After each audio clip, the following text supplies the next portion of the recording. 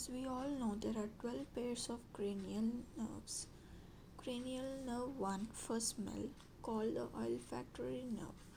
Cranial nerve 2 involves visual acuity, visual fields, and ocular fundi, also known as optic nerve. And for pupillary reactions, cranial nerve 2 and 3 are involved. For extraocular movements, cranial nerve 3, 4, and 6 are involved.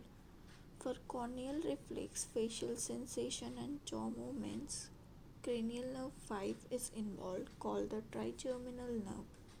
For facial movements, cranial nerve 7, also called the facial nerve. For hearing, cranial nerve 8 is involved, called the vestibular nerve. For swallowing and raise of the palate and gag reflex, cranial nerve 9 and 10 are involved. For voice and speech, cranial nerve 5, 7, 10 or 12 are involved. For shoulder and neck movements, cranial nerve 11 is involved. For tongue symmetry, position and movement, cranial nerve 12 is involved, also called the hypoglossal nerve.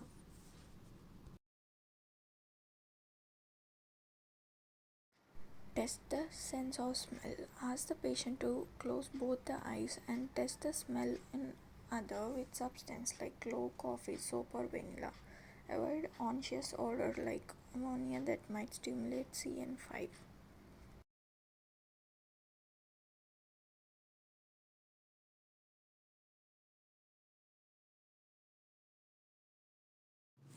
Cranial nerve 2, which is the optic nerve, which is for visual acuity. To test the acuity of the central vision, use a well-lit Snellen eye chart if possible. Position the patient 20 feet from the chart. Patients who wear glasses other for reading should put them on. Ask the patient to cover one eye with a card and to read the smallest line of the print possible.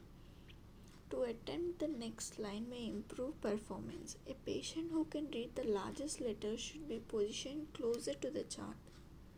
Note the intervening distance.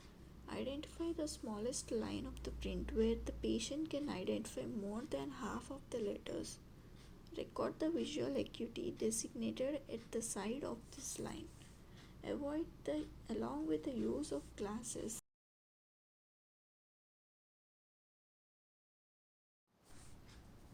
To test the cranial nerves 2 and 3, inspect the size and shape of the pupils and compare one side with the other. Test the pupillary reactions to light. Also check the near response, which tests pupillary constriction, convergence, and accommodation of the lens.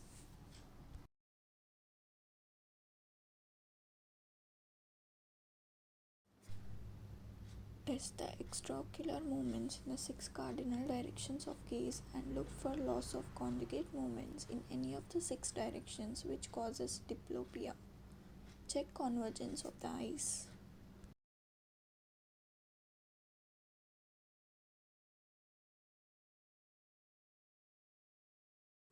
For testing cranial nerve 5, while palpating the temporal and masseter muscle, in turn, ask the patient to firmly clench the teeth. Note the strength of muscle contraction. Ask the patient to open and move the jaw from side to side. Test the forehead, cheeks, and chin on each side for pain sensation. Ask the patient to close the eyes.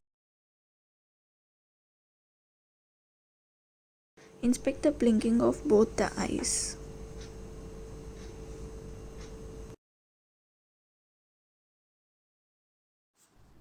Testing the cranial nerve 7, the facial nerve. Inspect the face both at rest and during conversation with the patient. Note any asymmetry often visible in the nasolabial folds and observe any tics or other abdominal movements. Ask the patient to raise both eyebrows, frown, close both eyes tightly so that you cannot open them. Test the muscular strength by trying to open them. Show both upper and lower teeth.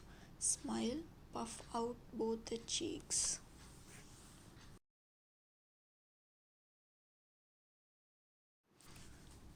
To test the cranial nerve 8 called the vestibular nerve. Assess hearing with a whispered voice test. Ask the patient to repeat numbers whispered into one ear while blocking or rubbing your fingers next to the contralateral ear. If hearing loss is present, determine if the loss is conductive from impaired air through ear transmission or sensory neural from damage to the cochlear branch of cranial nerve 8. Test for air and bone conduction using the Rini test and lateralization using the Weber test.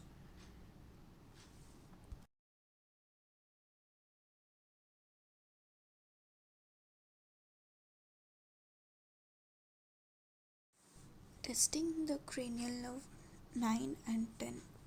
Listen to the patient's voice. Is it hoarse or does it have a nasal quality? Is there difficulty in swallowing? Ask the patient to say ah or to yawn as you watch the movement of the soft palate and the pharynx. The soft palate normally rises symmetrically. The vulva remains in the midline and each side of the posterior pharynx moves medially like a curtain. The slightly curved vulva, seen occasionally as a normal variation, should not be mistaken for a vulva deviated by a lesion of cranial nerve 9 and 10. Warn the patient that you are going to test the gag reflex, which sometimes patients may refuse. This reflex consists of elevation of the tongue and soft palate and constriction of the pharyngeal muscles. Stimulate the back of the throat lightly on each side in turn. Your fasciculations in the trapezius muscle and compare one side with the other. Fasciculations are fine, flickering, irregular movements in small groups of muscle fibers. Ask the patient to shrug both shoulders upward against your hands. Note the strength and contraction of the trapezius.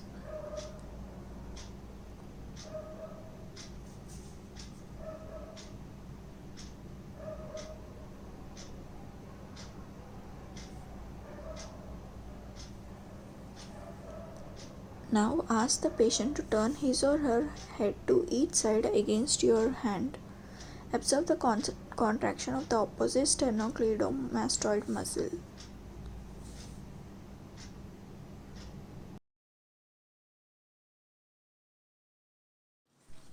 Inspect the patient's tongue as it lies on the floor of the mouth. Look for any atrophy or fasciculation. Some coarse or restless movements are normal. Then with the patient's tongue protruded, look for asymmetry, atrophy or deviation from the midline. Ask the patient to move the tongue from side to side and note the symmetry of the movement.